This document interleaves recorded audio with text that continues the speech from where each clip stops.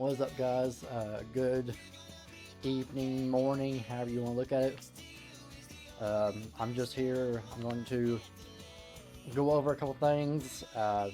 So there's some people out there that are or have been wondering what is the Homestead Roval. We run it on Heat 5. Yes, it's a thing. It can be done. It's not what you would think, but it is it is a newer track that you can run, and some leagues have been interested. However, you can't. This Homestead Roval on Heat 5, you can't just go out there and run a 50% race or a 100% race and expect to finish the race, because you're not. If you go out there and you're like, oh, I like this idea, I'm going to go out there and run a 50% race or 100% race, whatever percentage it is, and think that you're going to finish before you get to the final lap, then you're wrong. Because what's going to happen is you're going to get caught by this clock. So what I'm going to do is I'm going to kind of talk through and show you what the Homestead Roval is like and how it needs to be properly ran if you have ever thought about wanting to run it or want to even run it. So we're going to kind of show you and talk through what to look for. So the UTLR admins and the drivers, we didn't like the Indy Roval because of the track limitations are complete crap on this game. And doesn't fit our league. So what we have done in the off season after season 4, we came into conclusion that the drivers were not happy and they did not want to run the Indy Roval anymore. It went bad the first time. It wasn't good. Track limitations got in the way because you can barely touch somebody in the grass, and if you barely touch the grass, you're having to sit. If you go off the track in any kind of way, you're having to sit. You have to hit that track perfectly, and you cannot be side by side pretty much at all.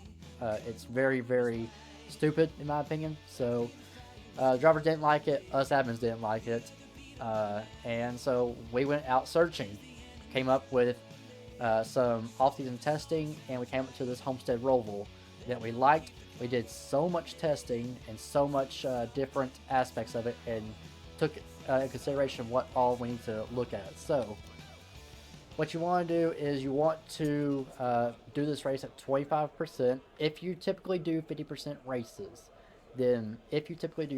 races, what I would suggest highly is a 25% race. 25% race at this track, at this Homestead Roval, will get you to the finish line before the timer runs out. So if you typically do a 50% race, do a 25. Yes, it's going to be shorter, but you will actually hit the start and finish line before the time runs out.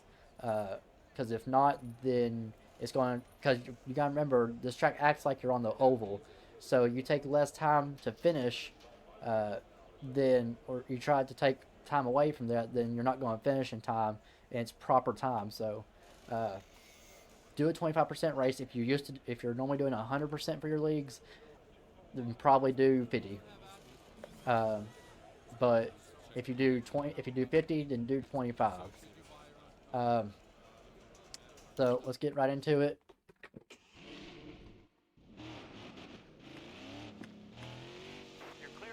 So pretty much, if y'all typically, this is what UTLR does. So I'll kind of talk you through how we do it, and then kind of talk you through if you want to.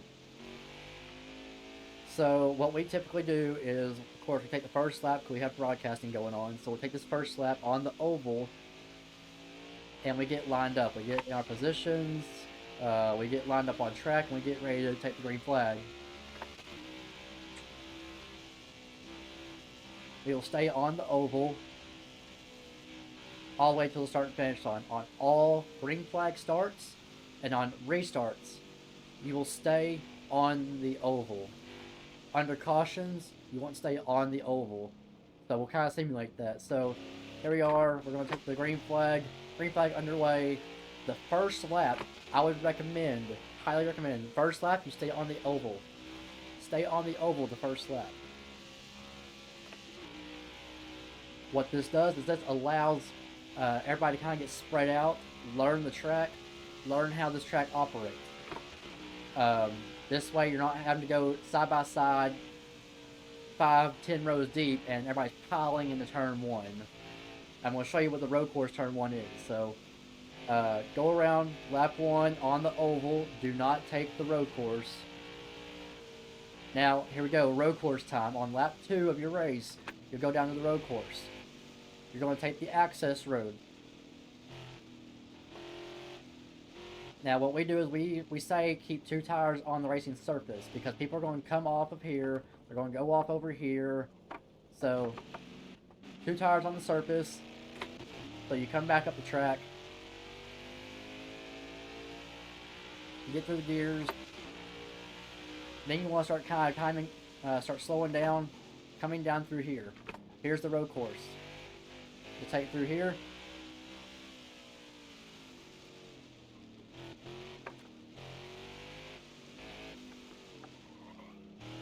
Go through the road course, come back up on the track, and head to the start finish line. There is 1 lap around Homestead Roval. As simple as that. Here's that speed. I'll take through a lap of speed.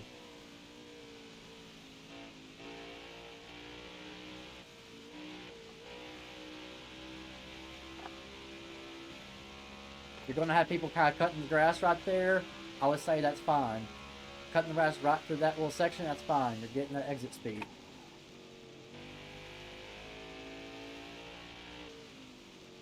It's very hard to police the 2-tire rule.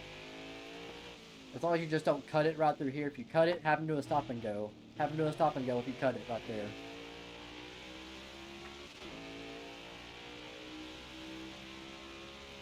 So there's a couple laps.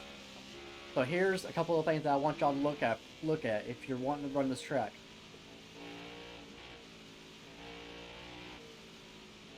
I'll take y'all kind of through everything that I know and what we've learned from the league. I'll slow it down the next time around. Take through another lap of speed.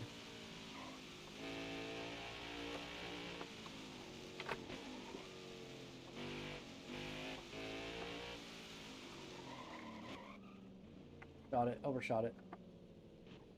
I'll do a stop and go. Most drivers will not, and that's just part of it. You gotta work with it. So, here's a couple things that I want y'all to look for. Or that I would say to look for. Y'all do it however you want. So say you're coming down and under caution. So I'll actually go through it under caution. So caution is at the line back there. If you throw at the line, then cool. At the line, caution's out. Stay on the oval. Stay on the oval under all caution laps. And then, you get to your restart. You do your choose cone, if you do a choose cone. Do your choose cone wherever you do it on track. But stay on the oval. What that's going to do is that's going to save you time on that per se clock. That's going to save you time, and you have to do this in order to not run out of time. Even on a 25% race, you want to save time. So pace under the caution, and then say you come back to the restart. All right, restart zone. Here we go. Take back off. Your first lap on the restart. Again. You stay on the oval. After your restart, you stay on the oval. All this is doing is this is saving time. You do not have time to waste, I promise you. If you decide to go on the road course first lap, you're gonna lose time to that clock, and you're gonna cut yourself short. I promise you, we've done it. Done it in testing. We did all this testing. Alright, so here's first lap. Now it's road course time. So, there's the road course. And that's how you kind of start the race. Now, say somebody misses turn 1. They don't go down to the access road. They miss turn 1. They stay on the oval. Oops. Okay. What UTLR does, if you miss... Kind of speed up here. If you miss the road course, access road in 1 and 2... Or you come down the backstretch and you miss your turnoff. If you forget to turn off right there, you come down, keep on racing around. keep on going. If you miss it, keep on going. What we require our drivers to do, you must do a stop and go in this blue section. You must pull down here, anywhere in the blue, do a stop and go. That's what we ask of our drivers. Anywhere in the blue before the start and finish line, do a stop and go. And then you're good to carry on. Now, you are going to have to watch people come off turn 4 because, yes, they're going to be carrying more speed because they forgot to stop or they forgot to turn the road course. They're going to gain spots. It's okay. Trust me, it's fine. They may gain a couple spots, but then they're going to lose it right back. And depending on the driver skill, coming through that little road course section in 3 and 4, that driver that missed the whole road course section that's doing the stop and go, if the driver is not that good of a driver, then the guy who had to do the stop and go actually might gain some spots on track. So don't miss it on purpose, but at the same time, watch yourself. If you do the stop and go and the drivers behind you aren't that good, then yeah, you might gain a couple spots off of it, but don't use that to your advantage. You really gotta watch that. Now, of course, people are going to slide off into the grass over here. It's going to happen as long if they come through this access road, carry too much speed, they get off in the grass. They started on the access road at least, so I would say give them the leeway. Don't enforce the two-tire rule. Give them slack. Let them come back onto the track. Merge right here. But here's the catch. If they slide off all the way over here to the apron, then tell your drivers to stay over here on the apron and just take the apron around right here and blend back onto the track right through here. Okay? That's what I would say to do. Again, do it however you want. So again, if you do the same thing right here, if you overshoot it and you go way over into the corner, I'm not going to do it, but if you go way off into the grass and go over to the corner, I would say just stay on the access road. Don't try to come all the way back across the grass and get back onto the road course. Just stay on the access road, coast around, blend right back into the line. Be careful with the merging cars, but just blend right back in the line. That little section over there by the tow truck, here. When people come down through here, coming off the backstretch, and going into this corner, they're gonna cut right here. In qualifying, if you qualify, I would say watch this because don't let them cut right here. However, in the race, choose it wisely. I say to not cut it, and we have drivers cut it anyways because of the angle. At this point, I've pretty much told my drivers that they can use this section to their advantage. Most drivers actually they won't cut that big, they'll cut it like close. Maybe right through, yeah, I'm trying to show you everything. They may cut like right through here. So I mean, it's going to be right in that little section where the marks are, but in the race, you almost can't police that very well. So if you want to police it however you want to, then please be my guest. Do it however you want. But most drivers are going to cut right there in the race to just try to get better time, better position. I've told them they can use it if they please. I'm not that big. I'm kind of lenient on this course because there are so many things that you have to watch and police. And at this point, you can't police everything, so you have to be lenient on your rules here. You can still be strict, but also just take into consideration what you have to be lenient on. Obviously, right here, through here, be careful. If you come over here, these cones are not cones. Brick wall. It's an invisible brick wall. Be careful. And then I've also had drivers get loose. They end up over here. Yeah, guess what? Brick wall. Try to turn. Yeah, brick wall. Guess what? You're trapped. Don't do it.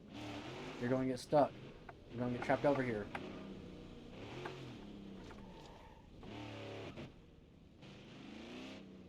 Can you come over here? See? You're going to get trapped over here.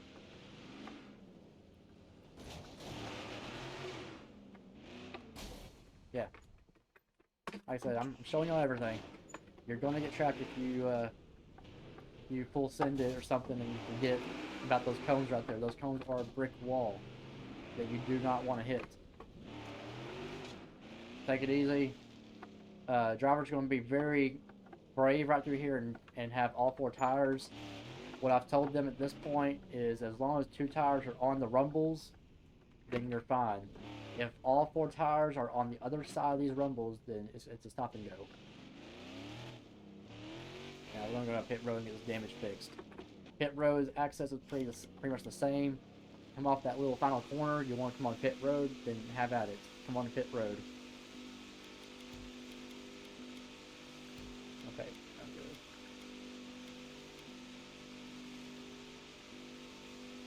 Pit road is pretty much the same. Getting off.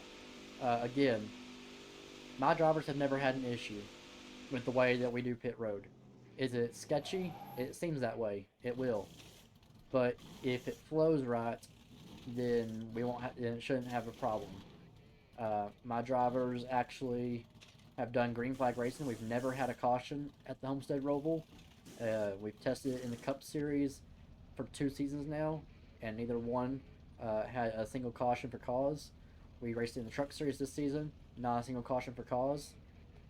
And then we're testing it on the Xfinity Series on April the 4th for the first time ever. So please check it out. So we come off pit road.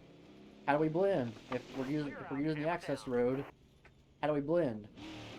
Well, you blend using the access road. Call it out. This is where calling exits off pit road is going to be vital. If you have guys coming down on the front stretch and coming down to turn 1, then you gotta call out your lines, and I would say for the pit road guys coming off, give way to the guys coming off the track, because they're going to have more speed than you are. So let them have position. You take off. Once you get that gap, then you take off. We've never had guys have to slow down and give a position. It's flowed very well, depending on how spaced you are, and then you blend right back up. And pretty much that's about it that I know of.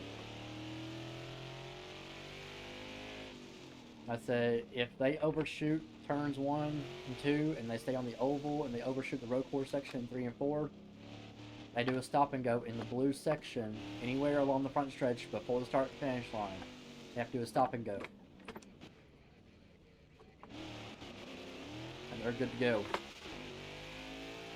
On all restarts and all starts, you do 1 lap around the oval to get everybody spaced out before, because if not, what's going to happen is you're going to be 5 or 6 rows deep, you're going to hit that green flag, you're going to come down, and you're going to have mad fucking chaos, because you're going to be 5 cars deep and people full sending it right through here. And you're going to have people way off in the grass, way off towards the track. Trust me, it's happened. We did testing. Again, we've done testing on this. It happens, even with the most talented drivers. I'm not saying mine is the best, but I'm saying overall, you're going to have drivers that do that. They're going to say they won't, and they will. So please, be watchful of that.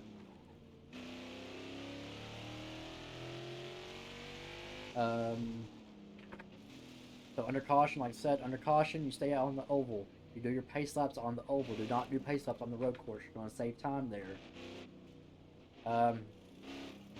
Really just have fun. The worst spots to watch, and I'll show you again.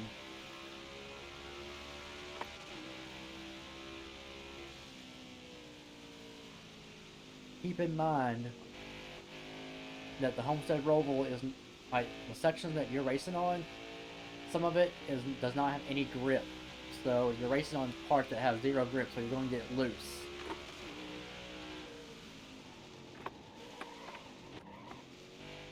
Like this whole road course section, there's zero grip on here, so you're going to slide around once these tires start wearing out because there's nothing to grip onto down here. This section was not meant for racing, so keep that in mind. And then keep in mind coming up on this apron of where you gas up. For sure whenever you're loose. I'll try to do another couple of laps around full speed, because coming up on that apron is treacherous. If you try to come up on full speed and you got little to no tire left, your tires are wearing out, then it's going to be trouble. Really be cautious of how you come up on that track. I'll kind of take you through a couple laps. I'll shut up. I'll take you through a few laps and let y'all kind of watch. Again, I'm not the best road course racer, so please, I'm sorry for future reference, but I'll shut up and let y'all listen to kind of how I take the laps best I can. So here we go.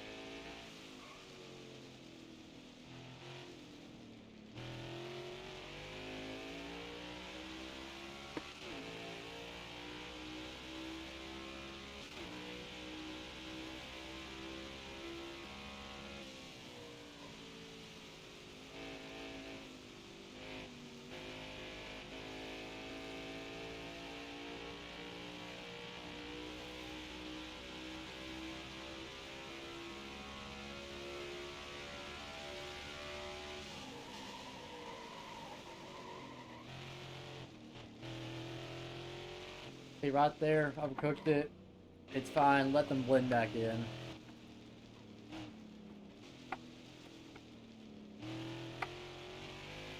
Don't give them a penalty. Don't be harsh on them.